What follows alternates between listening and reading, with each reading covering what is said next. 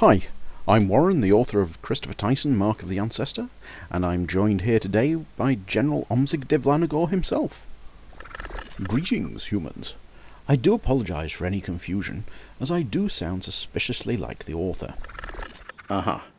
Anyway, what we're going to talk about today is something called the Rebel Review, and this was probably the first time I ever really put a concerted effort into writing something and putting something together when I was, I think, in my very early teens when it started.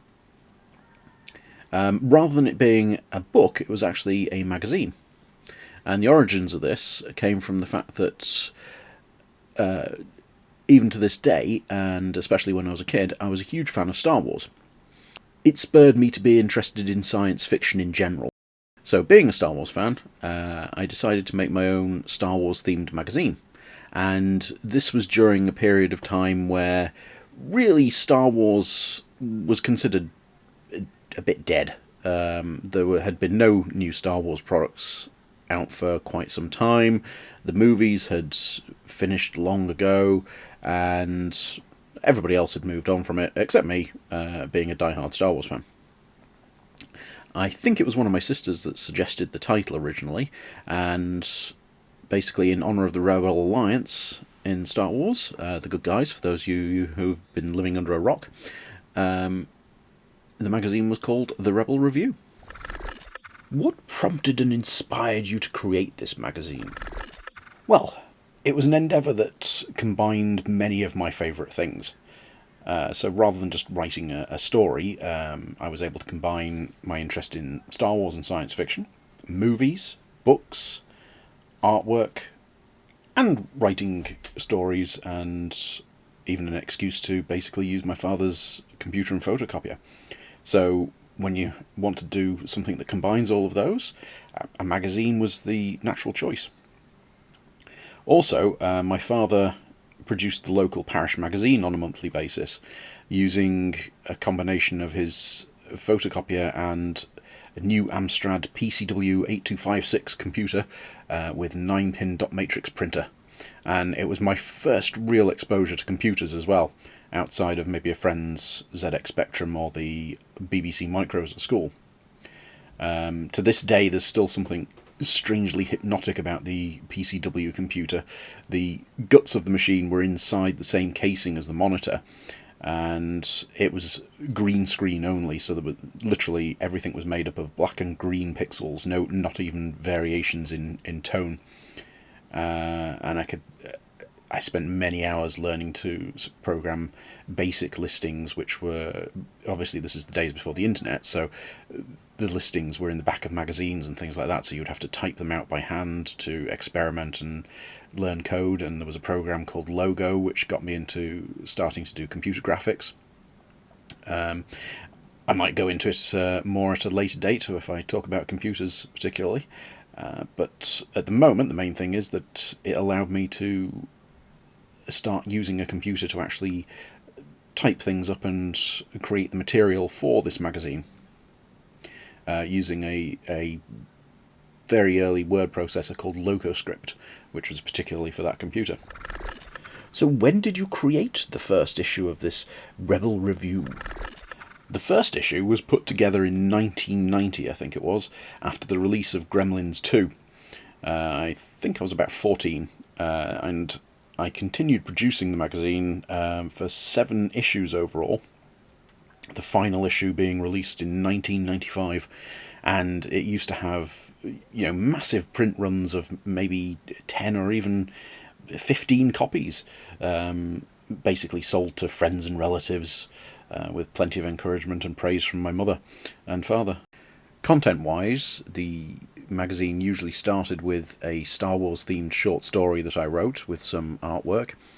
Then I would do things like word searches or quizzes, once or twice even a full-on game that you could theoretically cut out and play, like a board game. And then the other major thing I wrote for it was film reviews and book reviews, and I would give my thoughts on the latest movie news. Most of the drawing I did for it were for the short stories and for the covers. and by the final issue I was even using an art package on my father's PCW computer to produce primitive black and white computer graphics for the first time. Given the limited Earth technology that you had available at this time, how did you manage to put it all together? It was all enormous fun, and I used to piece things together bit by bit. So, for example, for the front cover of the first issue, with the image of Gizmo from Gremlins 2, what I did was I drew a picture of Gizmo. I then got a couple of small extra pictures from an old magazine that had advertised the film and cut them out to put alongside it, and then I ran that through the photocopier so that I had an image with Gizmo and those two accompanying images. And then to get the title on, I printed that out on the computer, and then I would run those same pieces of paper through the photocopier again, so that on the second run through they got the title printed onto them and would build up the images that way. Once you had completed that first issue, how did it continue?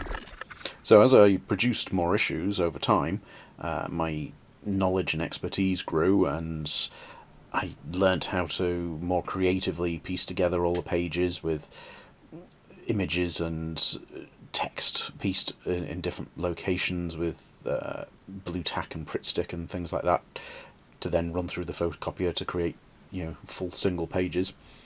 And when they were all completed, they were stapled together and magazine done.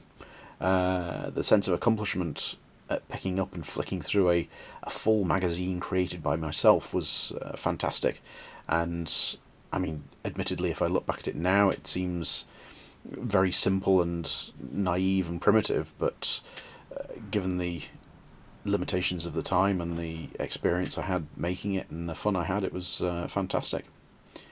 And in retrospect, it also provided a strange form of bonding between myself and my father, since making the magazine was kind of a solitary process, bit by bit, putting it all together and writing it, whilst at the same time sharing it with my father, because I was using all of his equipment and with the photocopier and the PCW and the paper guillotine and things like that in his study, and asking for his advice here and there when I wanted to do something on the computer and how to use the photocopier. When I think back, he must have been incredibly patient putting up with me whenever I got the creative bug to churn out the next issue. It all sounds like a wonderful childhood memory. What do you think you learnt from the experience? What did I learn from it? No doubt plenty in terms of beginning to write properly and use computers and improve my drawing, but the main thing was bringing dreams to life, really. Getting the chance to do something that creative with all that childhood enthusiasm, and then being able to share it with friends and family. Well, thank you for sharing that with us. But that concludes our discussion for now. Farewell, humans. Thank you for listening to our discussion. If you would like to enjoy learning more about Christopher Tyson and his adventures, remember to like and subscribe for future updates.